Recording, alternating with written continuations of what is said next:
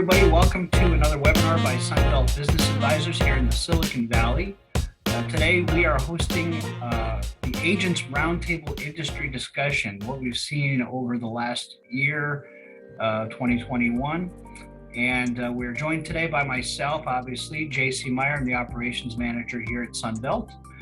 We're joined also by Helen Liu, the Principal Broker and President and owner of our office, John LeMay and Jordan Zweighorn, who are also seasoned veteran agents with our office across multiple industries, who will be providing insight for you today.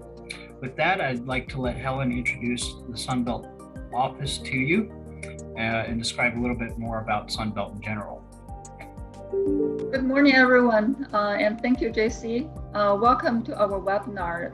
This is the last webinar we're going to host for 2021, and also it's the first roundtable discussion I'm going to have with our team. So we want to bring in a summary of 2021 to everyone, so people are, apprised of what's going on the market. So for Sunbelt Bay Area, in Silicon Valley, basically we have been in the area for 22 years now.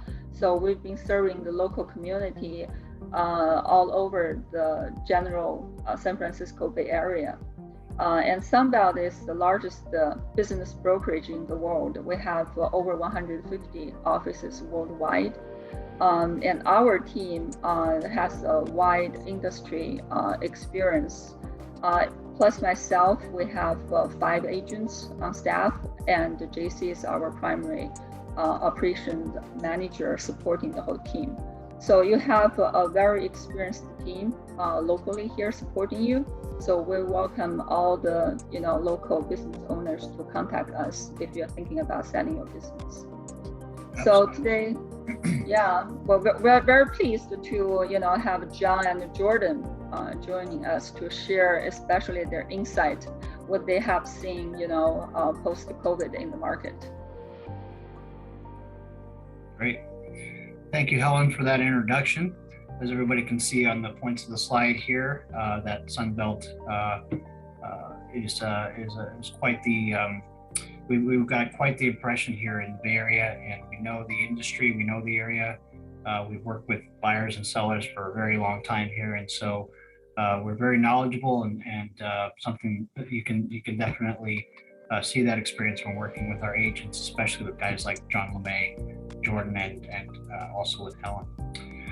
So let's get into the meat of the webinar here, and we're going to talk about these primary subjects during this webinar. Now it is a Q&A, and of course it's an open discussion, so we may veer a little bit into other subjects that are pertinent, but primarily what we're talking about today is the post-shutdown market, changes in buyer and seller sources, selling your COVID impacted business, valuing a COVID impacted business, and the impact of labor shortage on small business. So with that, we're going to let Jordan start here, or was this John? Were you going to be taking on this slide right here? Yeah, thank you, JC. Actually, this slide's a good slide, and welcome everybody this morning. Really what we've seen here in the latter half of 2021 is that the business transactions are really back to the pre-pandemic levels. As you look in there, I think there was around 2,283 closed transactions in Q3 according to Biz Buy Sell.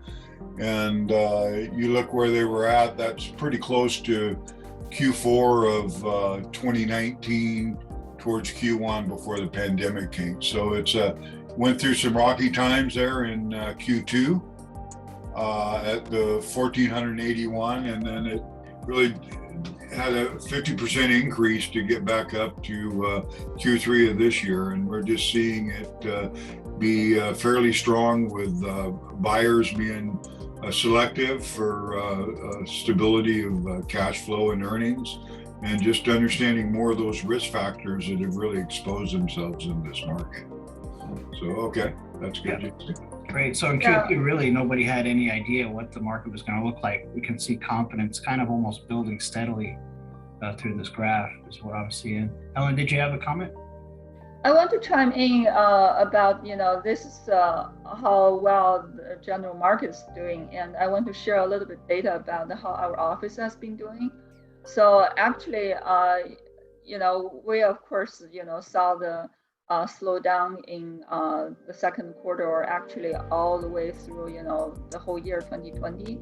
But this year, we actually see a great jump in activities. In 2019, we had 10 closings. That was fairly consistent, I guess, throughout the history of the office. But last year we had 3, and this year we had 17 so far. So you can see a great, comeback from the market and the confidence in sellers and the buyers in these small businesses. Yeah. So I just want to share that to I guess to reflect what's going on in the market. Absolutely, yeah. Buyer confidence is coming back, and I think we see because we'll get into that, of course, but with the COVID restrictions and things being more understandable and more stable, but also lending companies understanding what they can and can't fund and things like that. So not only is buyer confidence coming back because they've been waiting, but also more things are in place, which we'll talk about, that would create less risk for a buyer. All right. So we all have heard things throughout 2020, but one of the big things is corporate refugees being the primary buyers, and also, of course, we've been talking about for many years now, baby boomers are continuing to retire. There's other factors we can get into as well, but would you folks have any input on these 2 bullet points right here that you'd like to share? Yeah, well, one thought I have, and good morning, everyone. Thanks for joining today. I do see more and more baby boomers looking at retirement, especially since the start of COVID. Yeah, I think perhaps the advent of the pandemic has sort of awoken some people to realize that they're getting closer to retirement, and I think in some cases they're reaching out to us because they're planning, and they know they want to sell, but they're also kind of hesitant because perhaps they've had a down year in 2020 because of the pandemic, and we'll talk a little more about what that means as we go through the content in today's webinar. Yeah, and to kind of piggyback on that a little bit, one of the things that I get to do is whenever a new business owner calls our office to talk about selling their business, I get to hear the reason why they're looking to sell their business. In the past, it was retirement, that was the very common thing. But lately it's been that exact point, Jordan, is they're near retirement anyway. They may have been thinking about it, but they just don't want to go through another situation like they've had. Now, ironically, the businesses that are selling now are the ones that survived the pandemic and have systems in place to do so. But the grueling nature of having to make such drastic changes to your operations in order to stay alive, that's something that you do at an entrepreneurial level, not when you're near retirement age. And I can see that this has caused some burnout or some fear of the future for just not being able to handle it. Whereas maybe a new business owner who's got that new energy is going to be able to roll with the punches a little bit more and have more energy to deal with all businesses always have things that come up, but in terms of the pandemic, that was a real eye-opener for people who are more retirement minded at this point.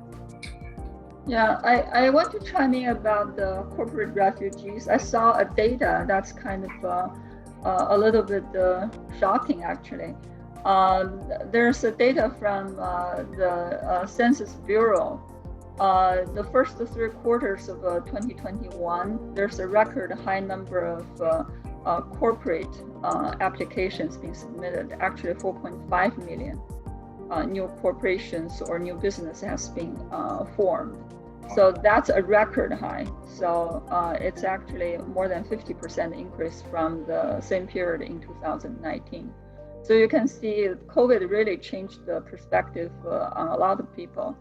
So people start to think about, do they need a different lifestyle, right? Do they need to spend more time with family to pursue their dreams, right? So that's what we see, why there are so many new buyers into the market. People are looking for a different kind of work-life balance.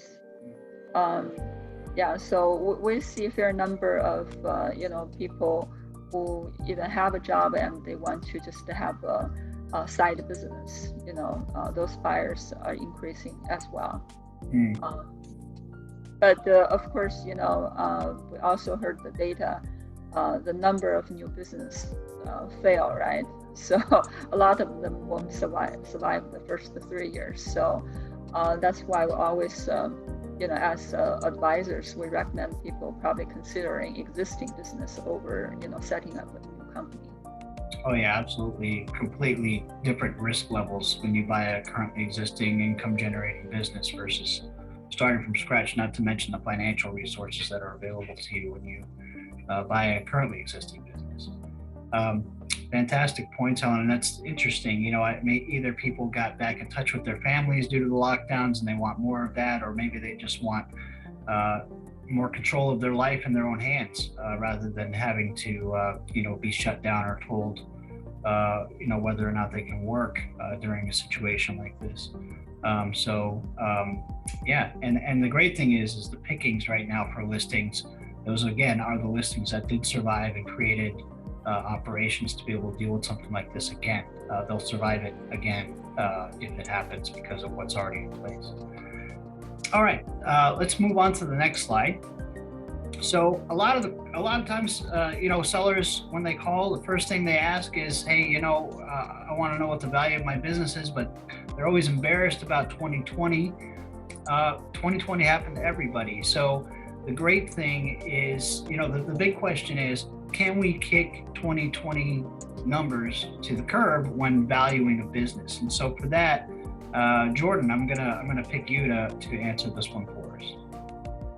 Yeah, definitely. Here at Sunbelt, we do a lot of valuation work for our customers. And of course, not surprisingly, I think it's been a question of great debate whether it's reasonable to essentially overlook 2020 financial results when valuing a business. And I kind of look back to what happened just about a decade ago. Back in 2008 and 2009, we had the Great Recession, and that affected almost all small businesses across the board. But starting about 2010, an interesting thing happened when business owners went to sell their businesses. Around 2010, the economic recovery was just beginning. And, at that time with the Great Recession kind of in the rearview mirror, business valuations began to exclude 2008 and 2009 financials from the mix altogether. And that was a good thing for sellers because by removing the recession years from the valuation, sellers received much greater and stronger valuations. And the other thing that happened is that buyers generally agreed that the recession was an anomaly. It was kind of a one-time thing. And so buyers were even more open to this adjusted form of valuation by eliminating the bad years. And so, I think it's a question whether or not COVID is in fact an anomaly, as the Great Recession was an anomaly back, a decade ago. Helen, John, did you want to add anything else? Yeah, I think we often debate, right, with the financials from the customer. Can we throw out the entire year of 2020? I think it's not a black and white answer, right? A lot of times it's I agree. It's a gray area where we need to apply judgment. We heard that from some appraisers. They use certain percentage if the 2021 performance is within a certain percentage of pre-COVID. performance, maybe they will think about throwing the entire year of 2020 out of the picture. But if you have not been fully recovered, then I think they're going to do a deep dive into the financials, looking at the month-by-month financial statements, and see, at what recovery stage you're at. So it's not an absolute, one cut kind of answer, I guess, right? Yeah, I agree. JC, if you can take us to the next slide. I want to kind of just take us through a quick example of what it could mean for a seller if you can remove 2020 from the mix. So here, in the top table in this slide, we've got a fictitious company that we'll call Acme Inc. In 2019, they had revenues of $900,000, and down to the bottom line, it's a little over 20% or $200,000 in earnings. The 2020 came along and the pandemic hit them hard. Their revenue got cut in half, and as a result, they had a hard time covering fixed costs, and they had a loss of $100,000 in 2020. But in 2021, it looks like they rebounded, and for this example, let's say they got back to where they were in 2019, revenues of 900 and again earnings at 200.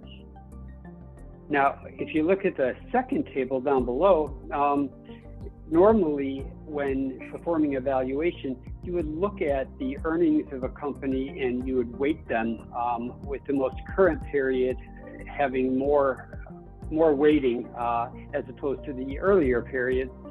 And if you were to take over 3 years a weighted average of the earnings, you'd have $100,000 on average over 3 years. But if you were to take 2020 out of the mix, you see that the weighted earnings are twice as high. And so that's much better for a seller, obviously. If you were to apply a multiple, and of course every industry has its own multiple ranges, but for sake of this example, let's say it's a 2 times multiple. On a 3-year valuations exploration, you're looking at $200,000 as the value of the company. But by taking the bad year of 2020 out of the mix, it essentially doubles the potential value of the company. So it's important, and it's a good thing if you can potentially look at 2020 as an anomaly. And so we can also talk about some of the factors that a buyer might look at to determine whether or not they would be amenable to the idea of taking 2020 out of the mix. Jordan, quick question. So when we do valuations, typically we include at least 3 years, right? So are you saying that valuations, when we take out 2020, would only require the 2 years, the 2019 and the 2021? Or will we need to go back even further and include 2018 if we take 2020 out? I think it kind of depends. You have to look at the situation. You have to look at how the company was doing in the years prior. And in some cases, if it's a company that's been hit tremendously hard by COVID and they're still having a hard time in 2020, you almost start looking forward as well and looking at what does the business look like post-COVID. Mm-hmm. And, of course, that you do run into some potential questions with buyers if you're building a valuation based on a forecast alone. But I think the answer to your question, JC, is it kind of depends. Sometimes you can look back beyond 2019, all the way to 2018 or 2017. Great. And we did have a question from one of the sellers on the webinar right now, and they're asking, if buyers, generally their question is asking if buyers will accept this now. And I think you kind of answered that already, because you talked about the precedent in 2008, totally different circumstances, but it seems like you saw a recovery period for buyers where it just kind of,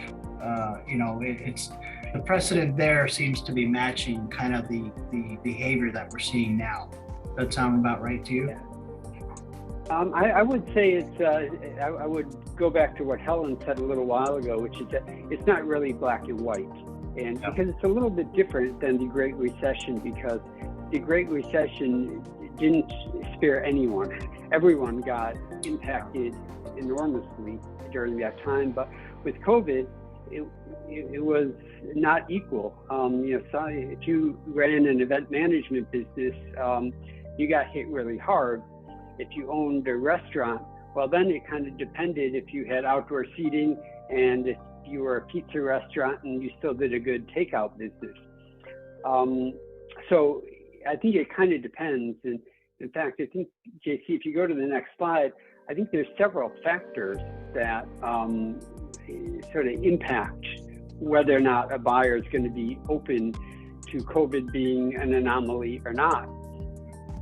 And so I think the first thing we have to look at is, what is the market sentiment on COVID in general? Because you know, something that's really interesting is let's say a few months ago, it seemed like COVID was almost a thing of the past. It was getting better. And then suddenly the Delta variant came and hospitals were overwhelmed and COVID is on everyone's mind again. And then it seemed like, you know, the booster came out. We were kind of, again, starting to think we were getting to the tail end of it. And now, of course, we have the Omicron that we're dealing with. And what's happening out there with COVID for real has a big impact on the sentiment of buyers. Because if a buyer feels that COVID is sort of dissipating and going away, they're going to feel more bullish that they can overlook 2020. Whereas if they feel like COVID is going to be a part of their future, I think they'll be less likely to overlook 2020. So again, I think it's not black and white, and it depends moment to moment what COVID looks like in the future.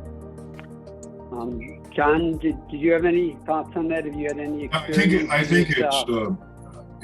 think also what I've seen is with some different buyers specifically, and they'll do maybe a lot more due diligence, and the lenders. Really, I'm seeing increased due diligence with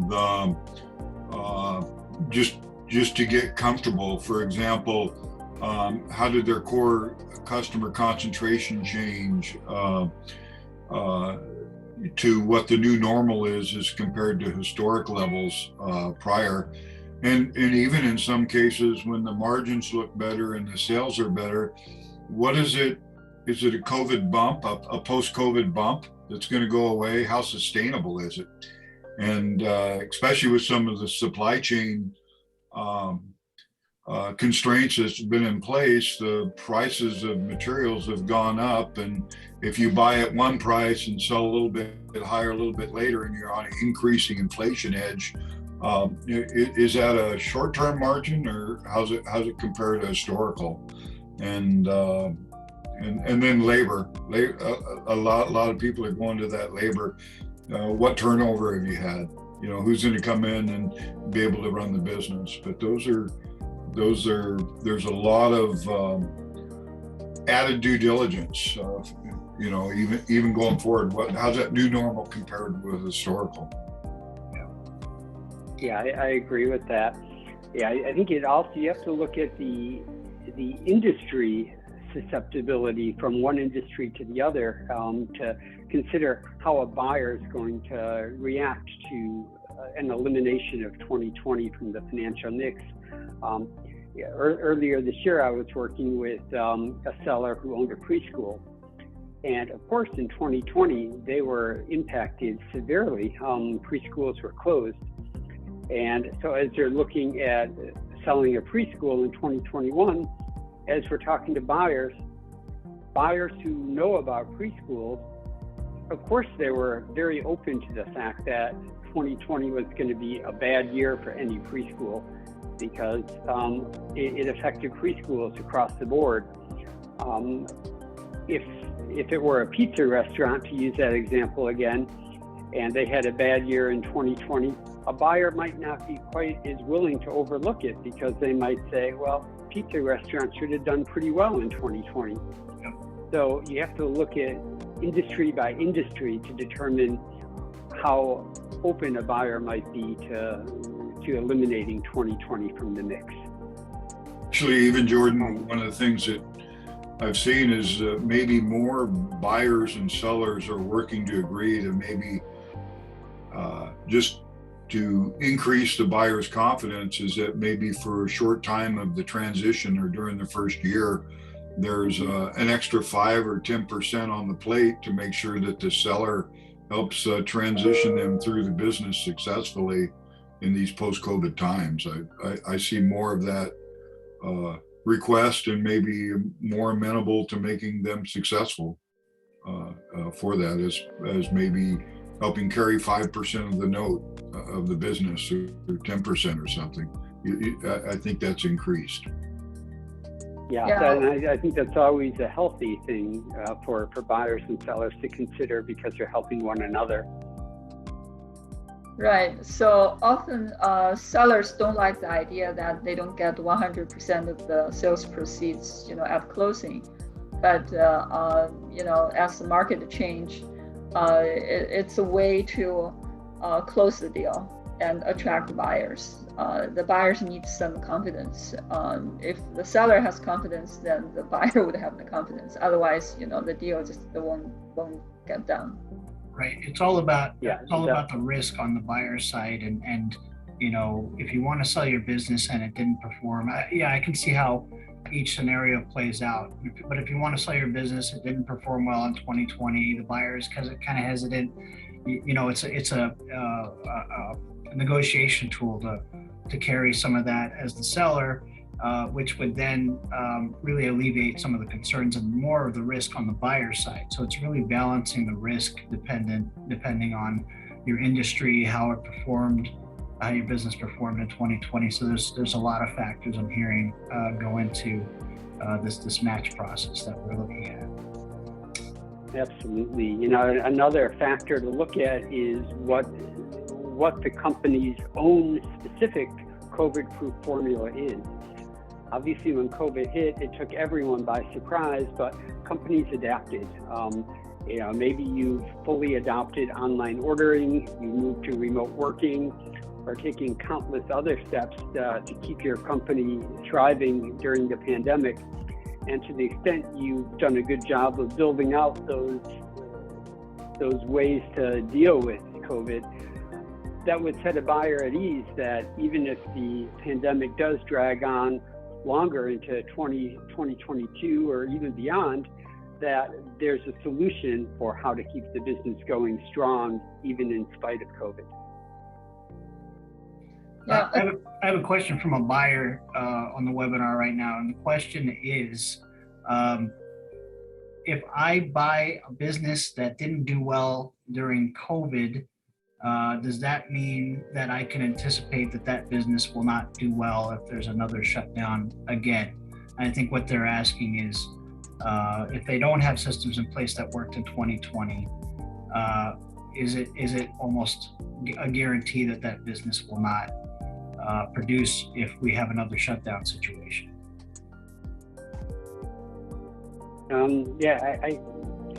John, Helen, you may have some thoughts here, but it seems to me that COVID has taught businesses that they need to react and they need to adapt to what sometimes is a really harsh business climate, depending on the type of business you're in.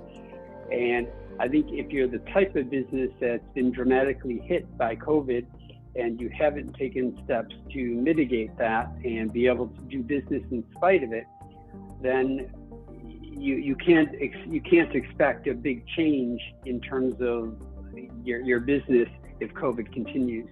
So I think you have to take steps in order to mitigate the problem. In each industry and business, you need to look at on a specific case. If I were a buyer, I would just ask my advisor if they could look into how this worked with during COVID and post-COVID, and get those questions answered from the seller, and even working with your CPA and ourselves. We're glad to provide that level of expertise and insight to help reduce risks. Lenders can help too. I find that we work to pre-qualify a lot of our deals that are under 5 million through the SBA, and it really helps from a sense of security. Is it real? Is it not? And just to be able to shred back all the Christmas wrapping, just to find out what's the basics, and then some business models have shifted where 30-40% of their revenue or their supply chain is coming from different places now. So it's in a positive way. So yeah. Yeah, I just want to add quickly. I think buyers, when they buy a business, the most important thing is the stability of the business, right? They want to buy something that's consistent, stable, something they can, the numbers they can rely on. So they don't want to buy something that shows 1 million sales this year and maybe 500 next year. So they're looking for the evidence to support that, the stability for the business. So as a seller, that's what you need to work on. You need to provide those documents. You went through COVID, right? What have you done to prepare for this kind of situation that happens again? The buyers are looking for those kind of operational procedures and also financial protections there. Agreed. The last point on this slide, we touched on this earlier, but I think a buyer is going to want to see that there's some recovery in 2021 relative to 2019. In other words, they're going to do a comparison, and to the extent that 2021 is approaching equivalent to or even better than 2019, I think it helps a buyer feel comfortable that 2020 was in fact an anomaly. But if 2021 is still hovering at a lower revenue level as 2019, and it's close to what it was in 2020, I don't think that helps to give a buyer confidence. So all of these factors, I think, play into whether or not a buyer would be open or not open to the idea of excluding 2020 from the mix, and thereby valuing the seller's company more highly than they would if 2020 were part of the financial mix. Okay. All right. Well, with that, let's move on to the next slide. We are talking about small business price versus asking price. It's always a question, how much am I going to get, and how much, if I list it, what will it actually sell for? Jordan, is this you again? Yeah, I guess, I was kind of wrapping up the discussion about valuation by looking at this slide, and this was Biz Buy Sell puts together a quarterly insight report, and this slide is what it's showing is that even in spite of COVID, the median sale of businesses across the board was $349,000. I mean, of course, you might have a business that's worth $5 million, but when they average all the businesses across the board, this is the average price of a small business and what it sold for. But what's interesting is that this number is up from $325,000 in the previous quarter. So what it's telling us is that on average, small businesses are selling for more than they were in the quarter before. And so while COVID has had an impact on some small business sales, this statistic is a positive sign that buyers are still out there and they're actively acquiring performing businesses. Excellent. Yeah, we don't have all the data behind the chart, but I mean, one of the reasons could be that there are more individual buyers or first-time buyers into the market, right? Mm-hmm. So yeah, could be. So this is becoming a seller's market right now.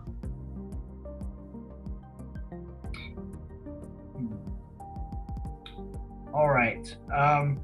So getting to more impact that we saw through COVID, besides the fact that everything was shut down, the labor force, there's a big shortage right now. We hear it on the news. We see it, we see we're hiring signs everywhere. So let's talk about the impact of labor shortage on small business. Helen, I think, would you like to take this one? Sure. I think we hear a lot, especially, we work closely with many sellers, and especially for small business owners right now. They're facing a big, labor shortage, especially the entry level. So that's been a big issue for these business owners. Because of the labor shortage, one side of the problem is that they cannot hire qualified people to help them run the business. Then the other side is that their net profit margin is dropping significantly, because if they want to get the qualified labor, then they have to pay substantially higher level of salary than before. So it's like a double whammy right now, I guess, for a lot of small business owners. So what do you see, John, with your customers on this issue? I think labor force is very, it's probably one of the top driving factors to settle out. And it just seems like there's so much demand out there, just people aren't able to satisfy it, and so there's a cost to that, unfortunately. And just knowing that it can be, what's the tenure of your current employee force, and what's the turnover been, and for your key positions and for your entry level, and the majority of the time you'll find that adding and retaining this labor is key. I've seen some businesses just have to change their business model somewhat to be less service oriented, just to be able to satisfy these demands, from being full service to being limited service, from maybe not having as many people on the floor to help sell things or move whatever the type of business is. It's a little bit painful, but it's what they need to do. Yeah, and one thought is that this labor shortage might be driving vertical and horizontal, mergers and acquisitions, because larger business with the resource where they can consolidate the labor, they probably, because grow organically is becoming more difficult, so they may just acquire, vertically or even horizontally, to help with the supply chain. So that could be another reason that's driving the number of transactions on the market. I have an interesting question for you, John. So you cover all kinds of listings, from restaurants to automotive repair to construction. So in the construction industry, where you have more skilled labor, are they seeing the same thing as, say, a restaurant that hires people at just above minimum wage, sort of thing? Yeah, you get the same domino effect, and even you got to have entry level people come in to start at some position somewhere, even if it's general labor and all, but getting ones who want to work every day and show up and be consistent and have the right work ethic. You just don't see as many of the younger, less skilled people coming in for those positions. They have other choices in front of them. So I think we're going to need to adapt. So. All right. Okay, so we're at the point here where the Q&A session, we had a few great questions come through, which I actually gave to you folks during the session. But one of the questions that was submitted to us early on is, if I'm a first-time buyer, corporate refugee, if you will, what type of business should I be looking at buying as a first-time buyer? So yeah, I'll start. So generally, I can probably say that I'm a kind of a corporate refugee. I just probably escaped a little earlier. I started actually, I bought this business early 2020. So actually started looking at it before COVID. But what I'm going to say is that if you're a first-time buyer, so try to look for a business where you already have the industry experience. So don't go into something that's brand new or something that just looks interesting. It's something it's a hobby or something. I mean, sometimes a hobby can turn into a business, but you want to make sure you have the skill, you have the knowledge to be the business owner, because running a business is totally different from just I guess keep it as a hobby. So look for these kind of trades where you have the basic skills. So that's my advice. A great point too. I mean, that's also the reason why SBA won't lend to somebody who doesn't have the right experience. A business, sure, numbers wise, it's a business. It makes money, but if you don't enjoy what you do, A, you're going to get burnt out, and B, you're not going to be as successful at that particular business. So the first thing that you should do as a new buyer looking at the industry or looking at buying a business is find out what you enjoy doing, and that you would be successful at, not just the numbers. I'll give you an example. We had a guy who's a CPA looking at buying an automotive repair shop. Never had any experience, not even a hobby of working on cars. So as an office, we need to advise it's not a good idea, but also SBA won't even lend on that. Those types of factors, I would say. I mean, to that point, I want to add, it's not that CPAs, I'm sure there are CPAs probably who own an auto shop or something like that, but there's going to be an add-on cost for it. So you would have to hire somebody to help you to manage that business. So that's an add-on cost. At the beginning, if you're a first-time buyer, a lot of times people don't have that extra cash reserve on the side, and they are probably looking to replace their current job. So you want something that you can participate. You can be on the business, know what's going on. So for those reasons, we recommend if you're a first-time buyer, then you buy something you already know, you're familiar with. How about Jordan? What do you think? Yeah, similarly, I think what's important is, as a buyer, you need to look at what your own monthly living expenses are, and you have to compare that against what the adjusted earnings, or what they will call discretionary earnings of the business you're acquiring looks like.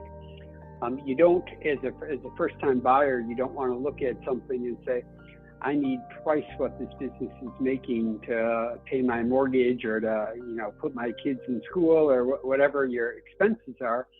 You want to make sure that whatever you acquire can, at least at a minimum, cover your basic expenses in life, because it's stressful enough buying a first business and learning how to run that business, and it's going to take 6 months to a year to essentially digest that before you can get real serious about building and growing that business.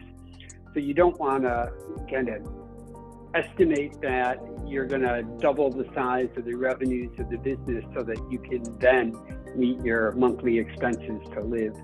You want to make sure that the business in its current form can help you to at least cover the basics of your living expense. I think that's a good point, Jordan. The other part, I think, from a first-time buyer standpoint, is make sure that not just the industry, I get a lot of buyers inquire, and they don't have the specific industry experience, but they're very capable of managers, but they may have to spend $100,000 to put a general manager or somebody in place, and to make sure that, and it could be a family member or some other thing, but just from a risk standpoint, just realize that as a buyer, you really go off what the business has been able to perform and not what a seller hopes it will perform at some time in the future. If they haven't been willing to put their own operating capital and plans behind making that grow, then how much do you want to do that? Or at least get them to share that risk with you with an earnout, which you can contact us about. But really, from a buyer's perspective, getting that solid cash flow that's there, a stability that's there that you believe in, and knowing it'll support your requirements and your risk levels. Your risk levels may be different if you have small children or no children or kids who are beyond college. So it really depends on where you're at in your life cycle and your risk tolerance from that. Mm-hmm. All right, and then last question that was submitted early on.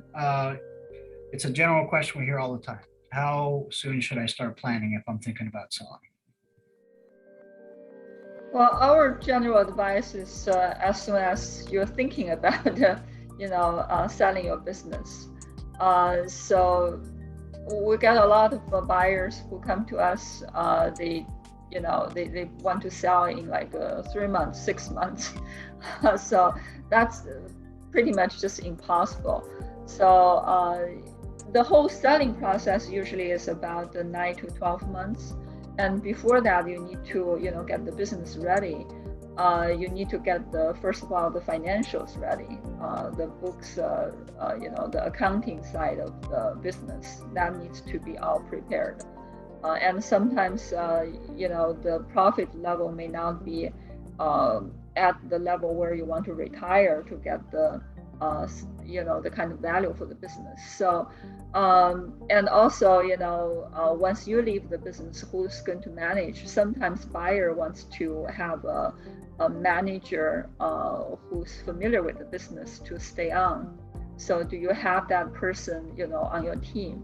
So there are a lot of things you need to think about.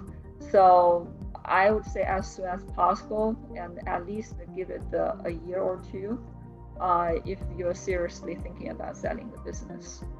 Yeah, it's how prepared do you want to be before you sell? If you come at the last minute, like Helen said, it takes 8 to 12 months.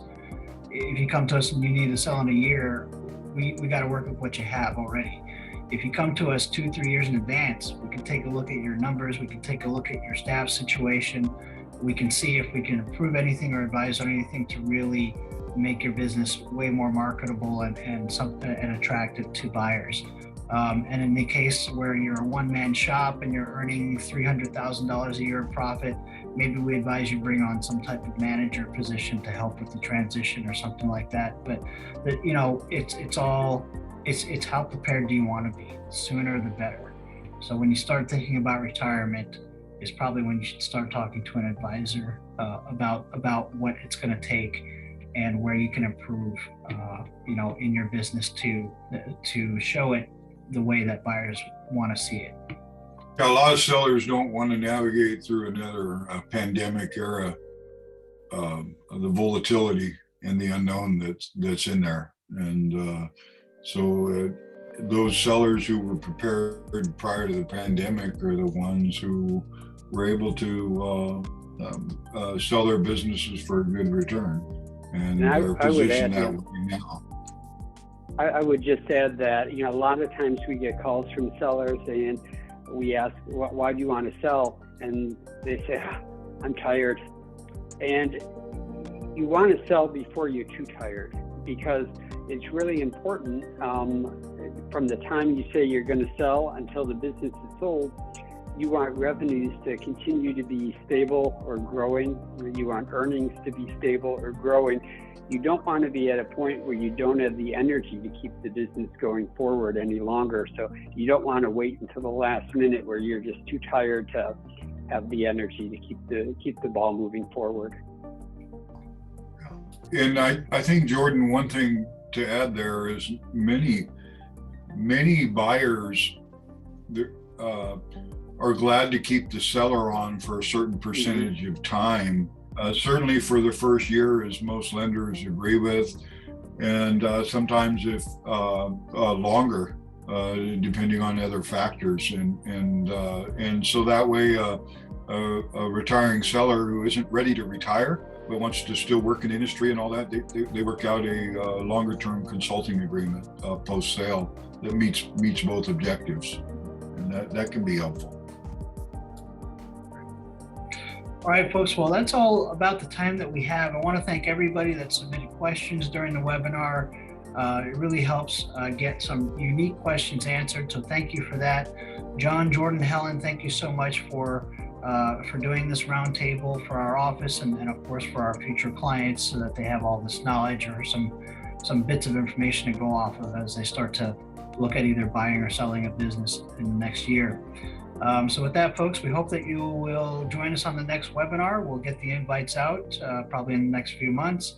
And until then, have a very, very happy holidays and an amazing new year, and we'll see you in 2020. Thank you. Bye, Happy everyone. holidays. Thank you. Thank you. Have a nice holiday. Bye, folks. Bye-bye.